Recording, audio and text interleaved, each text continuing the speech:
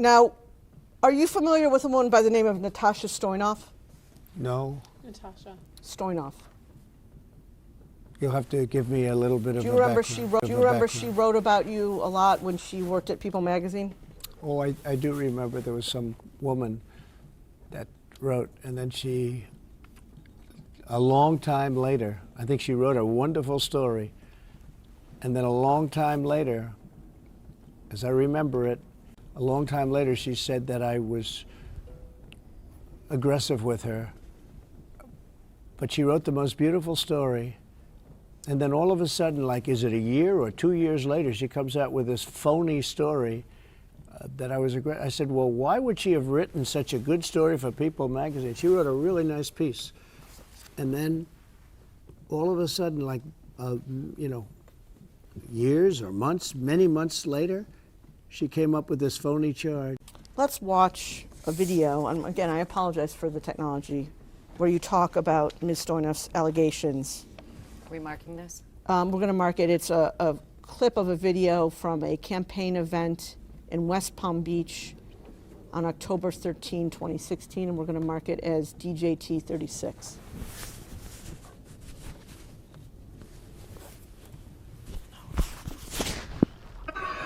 Then there was a writer from People magazine who wrote a story on Melania and myself on our first anniversary. The story was beautiful. It was beautiful. It was lovely. But last night we hear that after 12 years, this took place 12 years ago, this story, a new claim that I made inappropriate advances during the interview to this writer.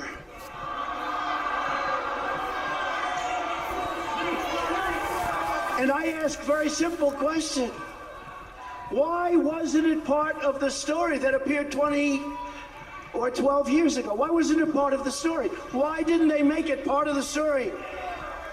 I was one of the biggest stars on television with The Apprentice, and it would have been one of the biggest stories of the year. Think of it. She's doing a story on Melania, who's pregnant at the time, and Donald Trump, our one-year anniversary. And she said I made inappropriate advances. And by the way, the area was a public area, people all over the place. Take a look. You take a look. Look at her words. You tell me what you think. I don't think so. I don't think so. You'd agree with me that the person you were just talking about in that video was Natasha Stoynoff, correct? Yes. Okay. Are you familiar with a woman by the name of Jessica Leeds? No, I don't think so. But explain. Go ahead. Does that mean that this refreshed your recollection of who Yes, Jessica it Leeds does. is? This woman made up a story, just like your client made it up. Just made up a story, having to do with sitting next to me in an airplane. And I mean, I'll have to read this again, but that story was so false also. But this was, I guess, making out as opposed to what your client said. This story was so false. This is a disgrace also.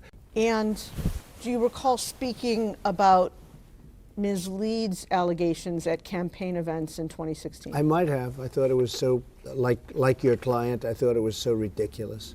Okay, let's take a look at the next video, which is DJT 38, correct?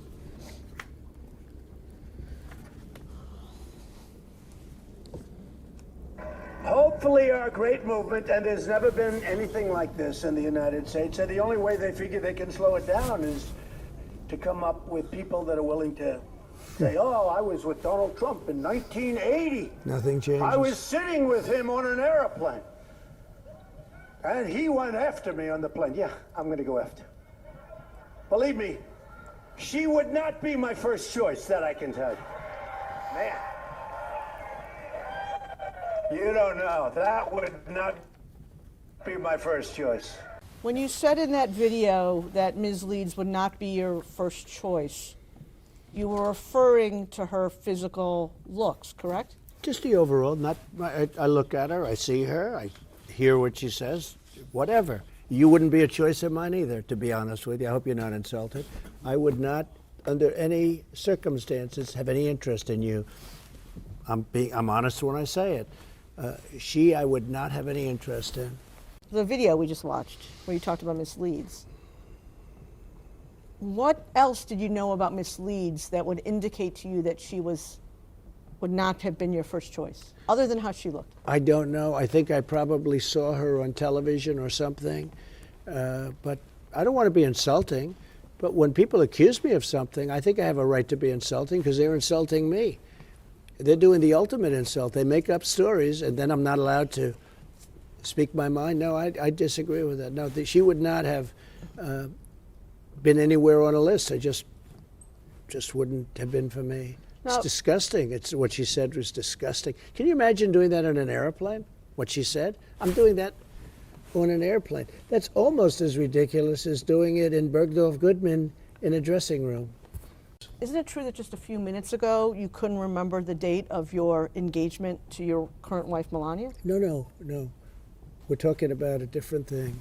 We're talking about a woman where something happened that was inappropriate, right? Inappropriate. It was highly inappropriate. She would remember that date. I would imagine she would have complained to the airline. She would know the flight. She would know everything about it. She didn't even know the year, as I remember it, just like your client doesn't know the year, doesn't know anything about it. If something happened like that to your client would know the second, should know down to the second, should know the day, the month, the year, right down to the second.